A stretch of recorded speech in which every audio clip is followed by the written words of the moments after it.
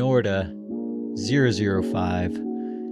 Welcome to another Conversational Pace review. Finn, welcome back to America. Thanks for taking this shoe overseas to get in some testing mileage. It's a pleasure to be back. Maybe we talk about it in a different context or on a future episode, but Gran Canaria is a trail running haven. So is the UK, by the way. I was in the UK for a week visiting sort of the Lake District and the Edinburgh area for any of our fans on CP here that are based out of there. And you guys have a great situation. Fell running is sick. And took this shoe and a couple others through a lot of different environments. And Let's talk about it. Well, I guess before we talk about it, a little disclaimer. Just want to let everyone know that these shoes were provided to us by Norda. We got them back in December, just after TRE. They got shipped to us. But we're under no financial obligation to say whether we like a product or not, because we want to keep these reviews authentic and beneficial for you. I don't want to get to preview or watch this footage before it gets published to YouTube. Disclaimer number 2. Finn, I'll let you have the floor.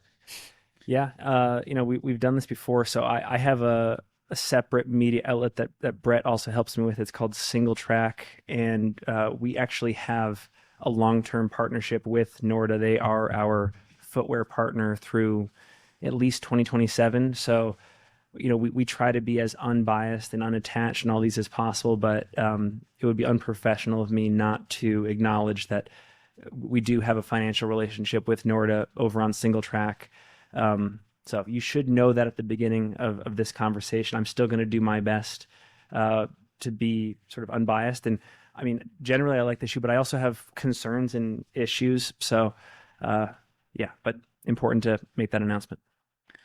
And that actually is kind of cool, that Norda as a brand still allows you to do a review for the shoe and not be like, hey, we're sponsoring your channel. You have to say this is the best thing ever. I've talked to Nick, one of the founders of the company, about the shoe, and he's acknowledged things that, need to be worked on and tweaked because, the product might be perfect for a minute, but then all of a sudden it's not, because you got to keep innovating and moving things. So, kudos to Norda for that, at least. Yeah, they're such baseline fans of trail running. And I remember when I was having initial conversations with Nick, he said something like, we would love to partner with Single Track and we don't even need to be mentioned. I was like, we're definitely going to mention you. So I think they just want to prop up the sport. They're cool. But yeah, anyways. Let's dive into some shoe stats. Norda 005, $325 USD. The weight of my pair in a men's 10.5, and we'll go into the sizing a little bit later, but in a men's 10.5, it was 8.6 ounces or 244 grams. Stack height of the shoe, 21.5 millimeters in the forefoot, 28.5 millimeters in the heel for a 7 millimeter drop. Materials of the shoe, it's funny. It's actually not that long of a list for how advanced the shoe is. It's almost like a simple shoe, but we're using the highest quality ingredients of it, like a French baguette or something like that. Except a French baguette doesn't cost $325. It costs 4 cents. But I just destroyed my metaphor there. Anyways, it's a all new bio-based Dyneema upper with a much wider weave pattern than the previous Norda models. So what the goals behind that were more breathability, lighter weight, and a much softer, more pliable feeling material. That was the goal. We'll dissect that after I go through the rest of the materials. We have a thin overlay that constructs the toe bumper, which does not provide very much protection at all. And then the overlay also goes all the way around the bottom of the shoe, kind of bathtub style. There's a thin overlay over the top of the toe box that goes into the eyelets, which are mostly your kind of traditional eyelets, but then there are 2 kind of middle ghillie style lace eyelets, which contribute greatly to Norda's lockdown feel. Very thin tongue. It's just this pleather kind of almost suede type material. It's got some holes in it, but it has no padding at all. It is gusseted to keep it from moving around. The heel counter takes much more inspiration from the 001 than the 002. So it is a floppy heel counter with a whole bunch of just kind of laminated pieces of fabric and just two thin foam pads on either side of the heel, kind of almost underneath the ankle bone. That's pretty much it for it. We'll dive into whether it's improved over the 001 or not. That's it for the upper, really. I Okay. mean, there's not that many pieces to it. The midsole is an all new Arnitel TPEE. I believe this company has never made a shoe midsole, at least within running before. TPEE is produced by other brands as well. So like I think Adidas Light Strike Pro midsole foam is a TPEE compound, but not the same as this Norda. So this Norda one is going to feel different. Which I mean, I have the Adidas Graphic Speed Ultra, and like it's definitely different feeling. Anyways, it's full just one big slab of TPEE super foam. Definitely by definition of super foams, this is a super foam. It's one piece. There's nothing else there. The outsole is a new outsole material from Vibram. It is Mega Grip Elite, and at the moment, Mega Grip Elite is exclusive in the trail running world to the Norda 005. So this is the only shoe right now where you will see it. Mega Grip Elite is the race version of regular Mega Grip, so it's lighter and stickier and softer. Yes, there is a hit on durability, but it's a race compound. Sure.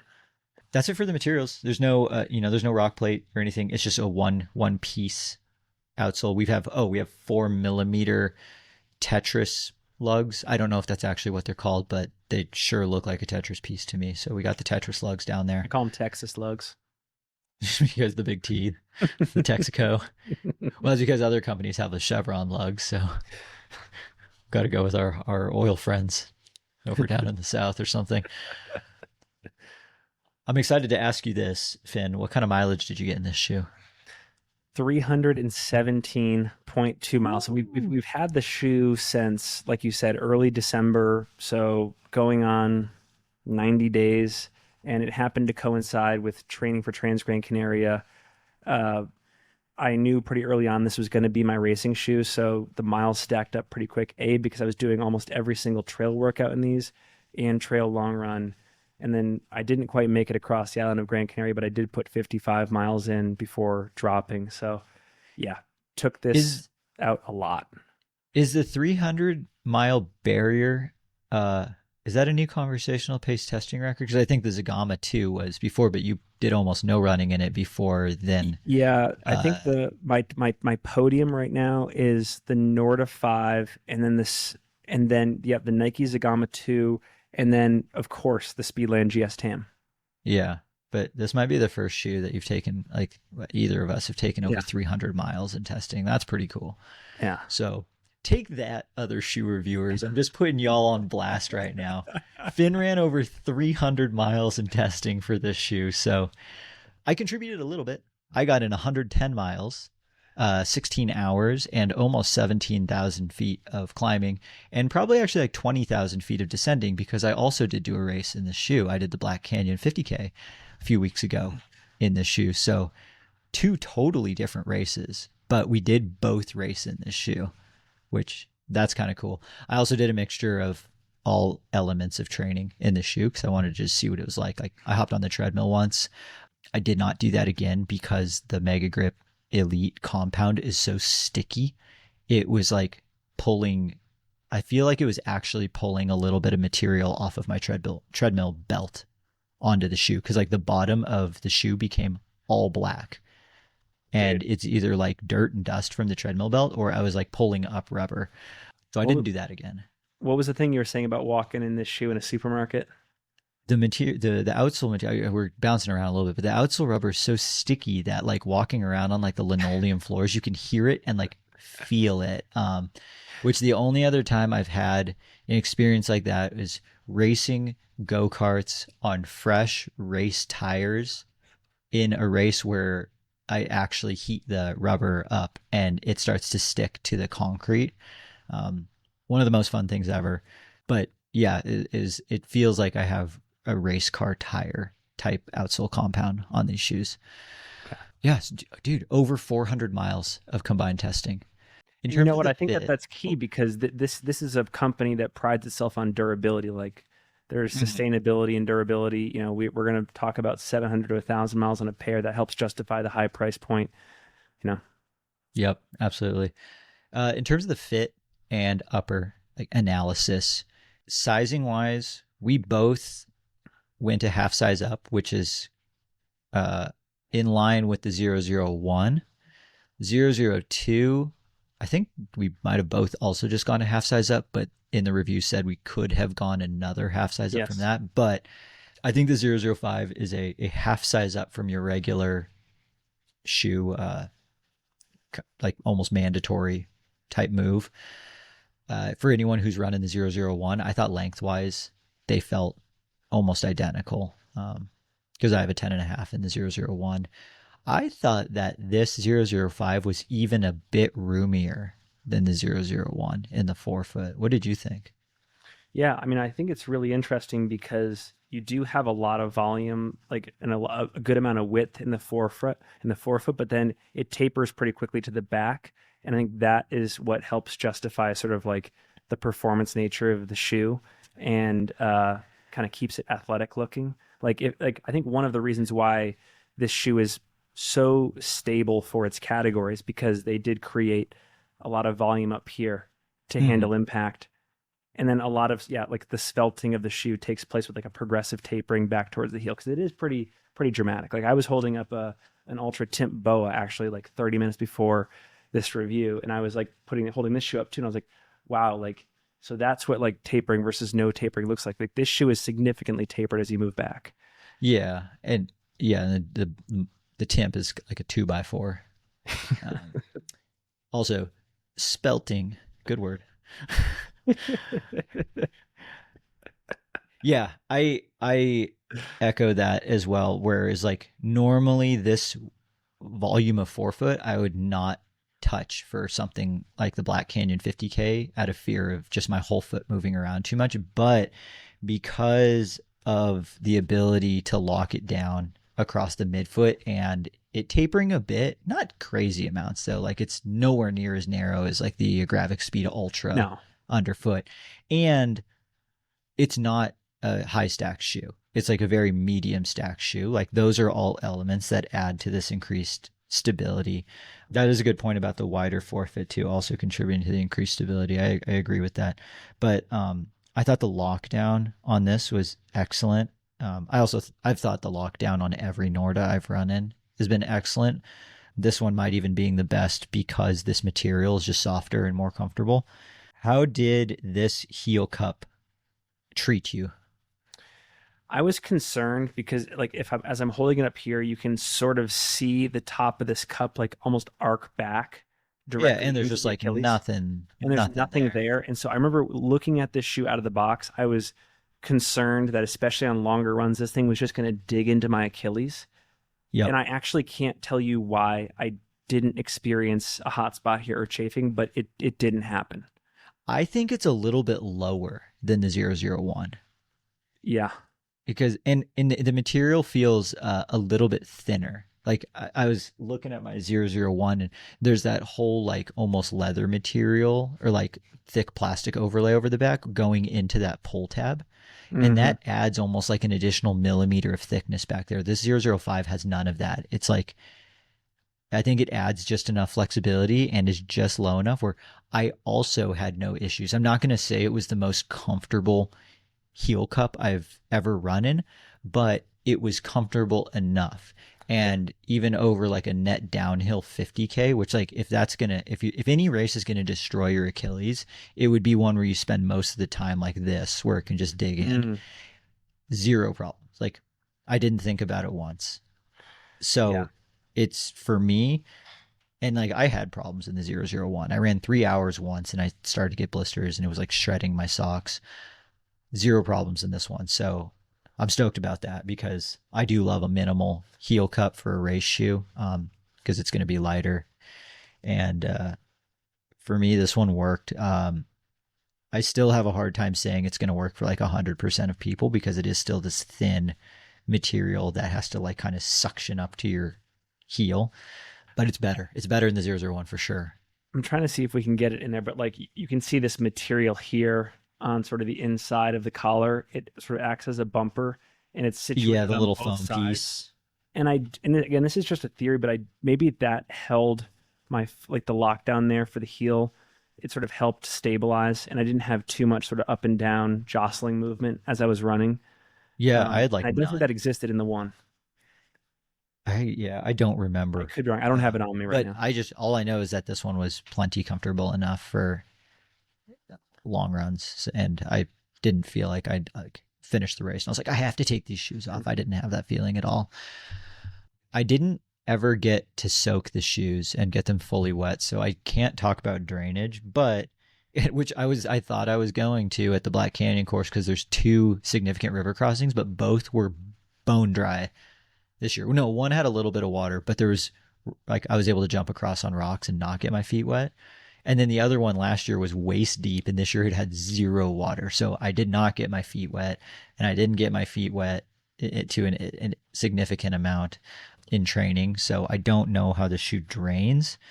I do know, though, that breathability is vastly improved over the 001 or 002. I had no like foot heating issues at Black Canyon. It did warm up there. Um, so I feel like breathability at least is great, and drainage I still have a question mark for, but usually with decent breathability means decent drainage. What about you? I also did not have a chance to take this through any water crossings. I did a bunch of runs with this shoe, like on snowy track, but like I was never breaking trail, so I Mm-hmm. never really got my feet wet. Um, Yeah, yeah, we'll have to do, I don't know, summertime creek crossings or something. Western States Training Camp. I will say this though, and like again, comparing this new Dyneema blend to the Dyneema in the one, you said the word pliable earlier, which Mm-hmm. I think is like a perfect description. If we're doing like an ASMR or you're just like running your hands over the top of this material, there's a softness to it, you know. It's actually Um, soft. No, and that's like super it's different. very soft, very pliable, very flexible. It sits on the foot really well. Like it looks like there's a lot of creasing happening here. And if you wore the one, there was sort of that like airplane hanger feel to it, the way it sat on top of your foot, and it was a little like starchy. Um, Mm-hmm. this, I think, one of the biggest updates, sort of in the Norda line, in my opinion, is making Dyneema like comfortable to rest on top of your foot. Yeah. I really hope that they put this material on like a future 001 Yeah, update. That would be sweet. Like this upper on a 001, oof, you've got one of my favorite trainers of all time right there because I love the midsole and outsole of the 001 from a yeah, training standpoint. I just couldn't do the upper, but yeah. um, I don't know. That's we'll save that for another episode. Moving underfoot. I thought that this shoe, I mean, it's a plateless super shoe, as we talked about, with the new category of no plate super shoes. This like immediately as soon as I put it on, where you like walk and you got that like Hmm. jiggle to it when you walk around, where you're like, oh, this is super foam. No argument there. Can I read off a Brett Hornig quote from TRE about this shoe? Wait, you're gonna quote me I'm right now? quoting you because Okay. this is a really good comment. So you say stupidly light, shockingly light, pause, suspiciously light. Yeah. What's It talk about that? The suspicion. So I think it's a few things. One, it's an eight. My shoe's 8.6 ounces. Like that's another full ounce lighter than the Adidas, a full ounce lighter than the Hoka, and there's a very high amount of cushion and rebound. This TPEE midsole is sweet. Like this material is sick. I want every shoe on that rack back there to be made of this midsole material. And because it's a moderate stack, that was the other thing that I was really curious about. Because if we went PBA or PBAX at this stack, it's pancaking out in like 100 miles. and you're going to feel every single rock. And talking to Hmm. Nick at TRE, he like, like I said, it's suspiciously light. I worry about rock protection, because it just feels like it's going to pack out midway through the race. It's too thin. How is this material going to be this light and this resilient? And Nick was like, no, I can assure you during our testing, like we made it as thin as we possibly could while still absorbing all the major rock hits. And Jason Schlarb said the same thing. He was like, if it's 1 millimeter thinner, I don't know if I can do all of hard rock in it, but it's like just the minimum viable amount of thickness. And he was right. I mean, I would not enjoy doing Black Canyon 50K in a shoe where I'm feeling the rockets, because at 50K effort and pace on the downhills, like I don't have time to avoid every single rock. Like I'm going to just step on things. And if you start zinging your foot over and over, like you're going to have a bad time. I did not once have a ouch moment in terms of like stepping on a rock and being like, damn, that hurt. I don't think I've ever had that feeling in a shoe this light or this thin before at those paces, because I had a pretty good race at Black Canyon. Like I'm stoked with how that was. And like I hit some decent paces there, and I was so pleasantly surprised with how the protection was underfoot with this shoe. So another question I had for you, like I feel like one of like the status quo thoughts in the industry is that if you want to have a performance level of energy return in a shoe, you need to go to like pretty extreme stack heights to make that possible. And they're taking the exact opposite view with the shoe. They're basically saying like, actually, we can sit you pretty low to the ground, and the foam alone is going to get you the equivalent return without like any concerns of, instability sitting on this Yeah, like leaning it. tower, you know? I think it's all because of the Arnitel TPE-E foam. Like I'm about to get a tattoo of TPEE somewhere on my body. Um, I would love to hear how many different materials they tried out before they settled on this, or before they found this. Because this they must have been on like a wild goose chase, because I would have, before this material, I would have said it doesn't exist yet. Yeah. Um, and I will say that it's holding up really well, in terms of, if this was like PIBA and it's just naked and exposed on the sides, like running through the rocks in Arizona, I would have so many big punctures and cut marks, just like the Hoka Tecton X3 had. And there is just a couple little like scrapes, but there is no significant like damage at all. Yeah. How, okay, I've talked enough. How do you feel about it? Well, I mean, we were talking earlier just about how like there's a clear sort of like wideness in the forefoot with that tapering back. And I think they made the shoe wide up here because I think in a performance context, you still have to factor in stability, especially in a certain type of trail running terrain, a lot of these more mountainy races. But also, we're talking about sort of like the fact that this is a moderately stacked shoe. And I think the reason there too is like not just in the forefoot, but like if we can just generally get your foot closer to the ground at all times, that's another opportunity to take advantage of stability. So like Mm-hmm. we've talked about the magic of the foam giving you that energy return, but then also just the overall construction of the shoe being not that high off the ground, sort of the wider forefoot. You're not worrying with each step that you're gonna break your ankle, risking all sorts of Totally. So I'm sure desire for speed. you took this on more technical terrain than I did, both in Salt Lake and over in Yeah, Grand Canaria. more so in Gran Canaria. Was the amount of lockdown, and sometimes I worry about floppy heel counters and them like wiggling out from under me. Did you have any issues in the technical terrain with this shoe? No issues. And so I have had issues with the shoe, and I'll get to them in a minute, but not with stability. No sense of instability in a performance context, which I think is a huge check mark, huge win for the shoe. Like as I look at the shoe now, I was telling you, I'm seeing some like, for example, delamination of the outsole.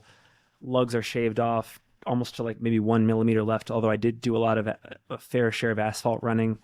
So like I'm seeing the toll that this shoe took Mm-hmm. to like give me everything I needed, and I'm not feeling the consequences yet. Yeah, but I am really curious about these next like 100 to 200 miles. for sure. Yeah. Before we move on to the outsole, another piece of like stability of the shoe that I wanted to make note of was uh, zero ankle rolls in this shoe. Zero, Uh, zero. which I at Black Canyon I had zero ankle rolls. Last year in the Speed Ultra, I had one absolutely monstrous ankle roll that like genuinely scared me. I got lucky, but I had one monstrous ankle roll where like I bruised the side of my foot because the side of my foot slapped the ground so hard. And then I had a whole bunch of like half ankle rolls, but I had zero in this shoe. So it was pretty cool to do back to back years of the same course in like what is dubbed the fastest plated trail super shoe and then a non plated trail super shoe on the same course. And Yeah, like, I think the question would be like, did I lose time by wearing this shoe? yeah. And I don't think I did because I might have lost time on some of the more runnable miles, but I gained it back on anything that was more technical, where I had to think and be nimble and agile. And there's enough of that on the Black Canyon course where I think it was kind of like a like neutral, like you just pick where you want to feel fast on the course. And I felt way safer on with this shoe. There's just one other thing I wanted to say, sort of about the lightweight factor, because I feel like Mm. one of the compromises in trail is we have to have these sort of like beefier shoes, even in a performance context. Like Solomon just came out with this Ultra Glide, and it's a pretty beefy shoe for kind of a somewhat similar value proposition around like your foot directly touching the foam. But like you know, you think about like energy expenditure on the body and like a shoe like this, how light it is. There's that, I think it's like the Bill Bowerman quote where it's like, if you, for every ounce of weight you shave off a shoe, it's like 55 pounds per mile. In a trail running context, in an ultra running context, that's like 5,500 pounds over 100 miles. Oh, for sure. I mean, I think about that all the time. If I'm taking 10,000 steps per hour and my shoe is 1 ounce per foot, like lighter, and I take 10,000 steps, I'm saving 10,000 ounces per hour. I don't know what that is in American, but 10,000 is a big number.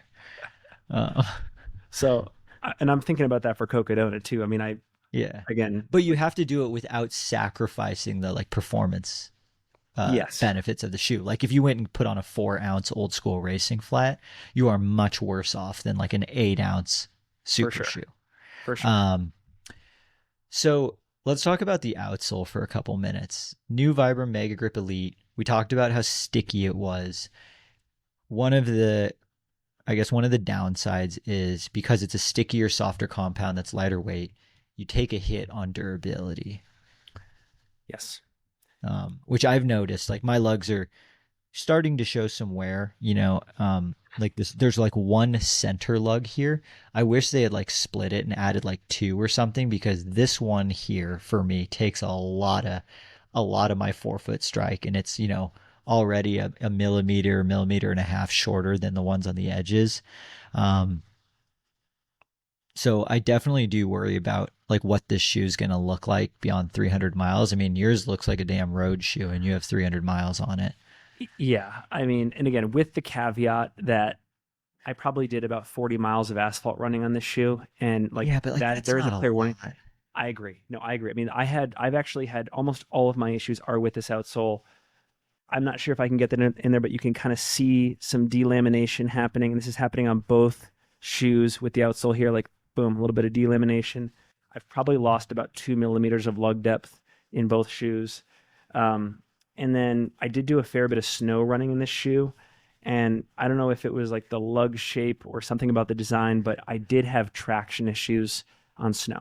Not any Mm, traction issues on like technical dry or snowless terrain, but like in a yeah. specifically in a snow covered trail context, I was doing a lot of slipping. Like on Grandeur Peak, for example, trying to come down that first mile from the top of the peak.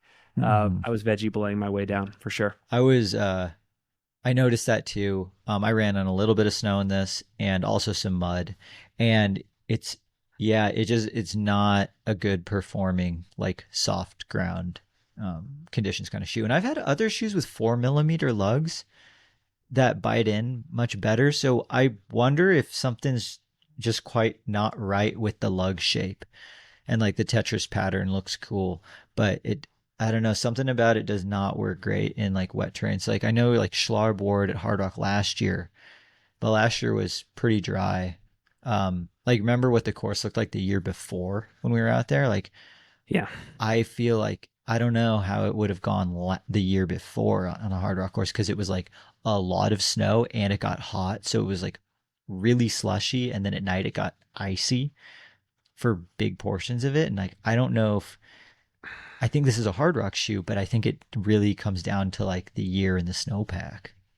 Yeah, and someone like Jason, he's so athletic on that terrain, he might just end up having more fun on a snow course because he's just like surfing down the snowpack, and like still not having any issues with traction. Yeah, but it's not a very confidence inspiring shoe in softer terrain, Yep. or soft ground terrain. But on the dry stuff, the dry rocks, like in Arizona, dry dirt here, incredible, fantastic. And I think that's all due to this compounded. It's a race compound. We talked about like like moving into like durability a little bit. It's not a shoe you run junk miles in. Which I did because I was having fun and I regret Yeah. it because like yeah, there is like an expiration, especially Yeah. with this type of shoe. Multiple races, but choose your miles Yeah. wisely, I think. So you know how like usually we talk about shoes and like ideally like the upper and the midsole and the outsole are all falling apart at like the same time. But it seems like recently it's been more like the upper's bulletproof, that's not going anywhere. And then it's either, oh, I'm wearing out this outsole, but more commonly it's I'm wearing out the midsole. After running a 50K in it, like a shoe this thin, I mean it's not thin, but like a shoe this thin, I'm just gonna say that this thin after a 50K and like 60 miles or 70 miles of training prior to that, like it should feel like moderately clapped out. Um, but I went for a run yesterday and it feels fine. Like it doesn't feel like it did on day one, but it also doesn't feel like a shoe this weight and this thin after 110 miles and a 50K race. Like I could totally race in it again, but I worry about just the outsole actually being the thing that wears out before everything else. How does your midsole feel after 300 miles? Similar experience. No, I wouldn't say too packed out, which shocks me because again, there's just that direct contact. Yeah, Um, but no, I think I'm seeing a premature aging of the outsole, which again like shocks me, and I totally see the pathway for this upper to like be indestructible, to be there way beyond 1,000 miles. for Um, sure. Yeah, I see this midsole going 500 or 600 for me, yeah, and I think I'm on borrowed time with the outsole. I think I maybe have another 75 to yeah, 100. And again, that's personal because there are some people that are like, dude, you have no traction left. What are you yeah, talking about? But totally. So I guess not that it's economical because you've already spent $325 on the shoe at this point, but like at the 300-mile mark, you could go get it resold yeah, theoretically. Like you could go yeah, throw a new outsole on it and have 300 more miles of like the midsole I think being I would. decent. I think Yeah, I would. that's interesting.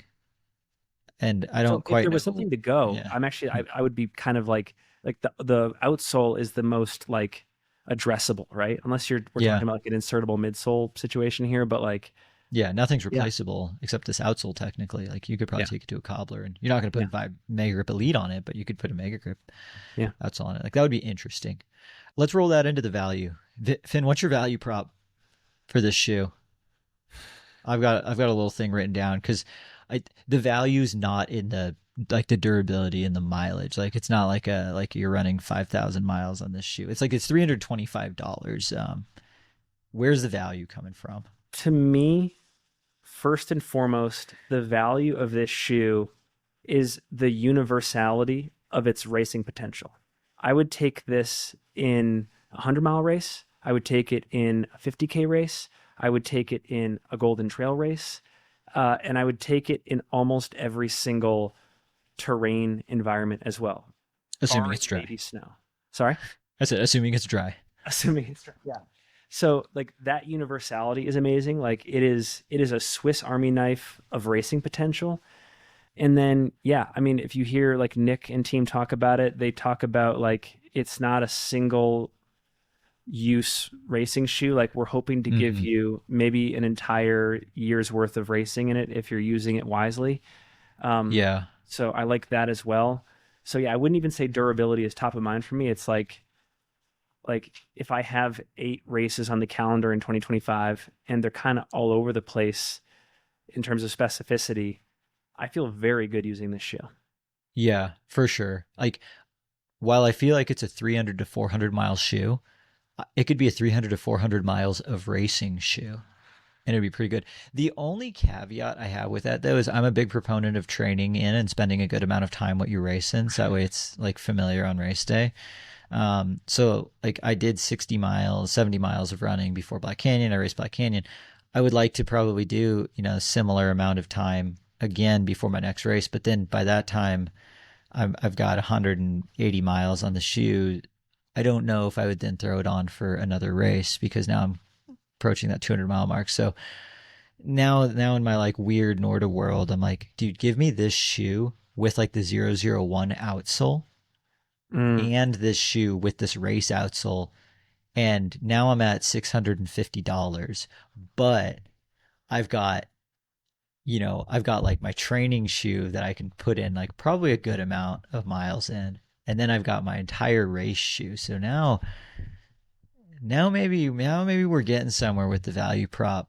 But at the same time, I'm going to quit trying to make durability a part of the value prop and just say that like it kind of is in a class of its own in regards to a trail shoe that has this kind of cushion to weight ratio and is still this nimble on technical terrain.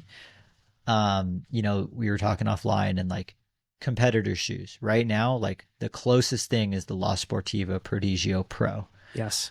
Was it you said you liked the Prodigio Pro outsole a little better? I think that the fit of the 5 trumps the Prodigio Pro's fit, but I think that the outsole, like you said, of the Prodigio Pro has more universal application than the 5. I would trust the Yeah. Prodigio Pro outsole better or more often currently.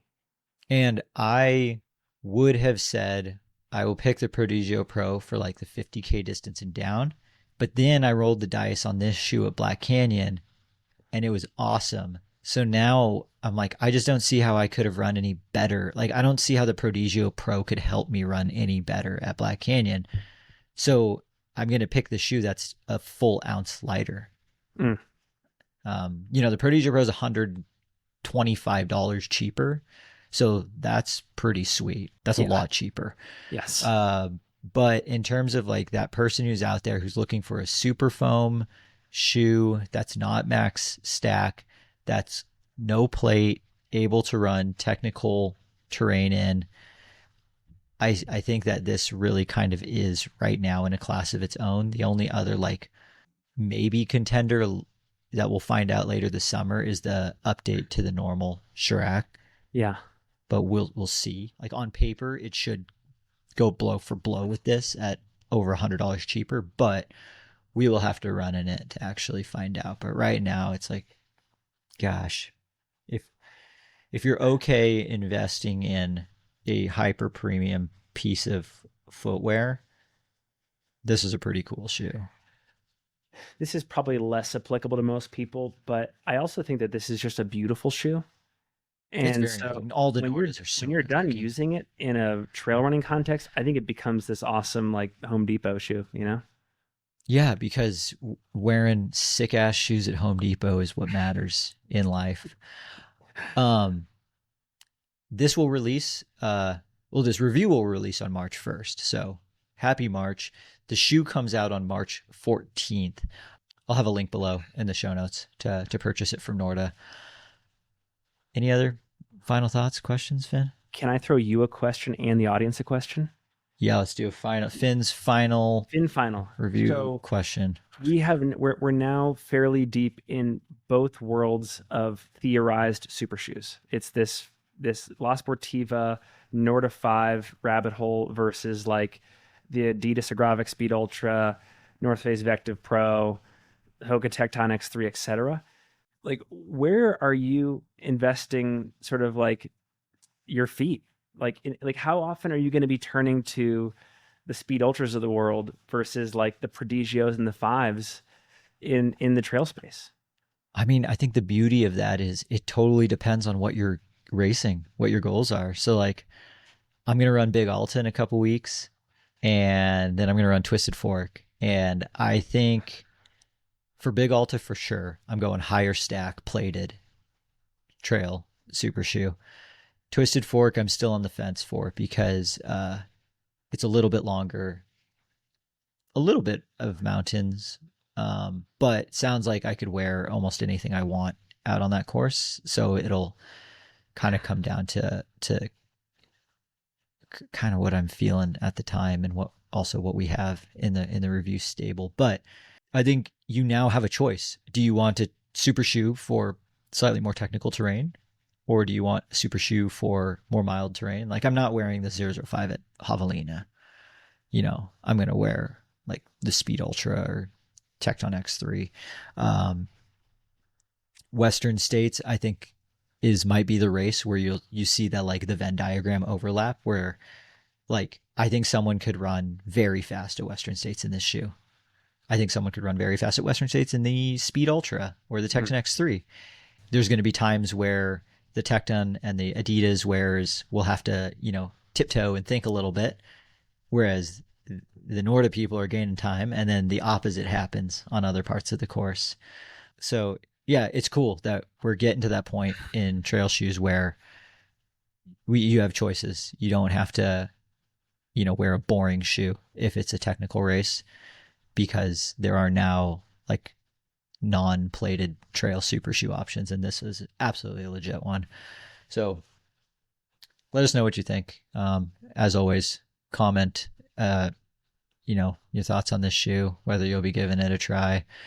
I know there's a lot of Prodigio Pro fans already out there who've bought the shoe and running it, and it's like been freaking awesome. So I'm curious if you're going to get this 005 as well and compare, or if you're just Team Prodigio Pro. But with that, thank you, Finn. Thank you as always for running an obscene amount of mileage in these shoes. 400 miles of testing. Take that. We'll catch everyone in the next episode of Conversational Pace.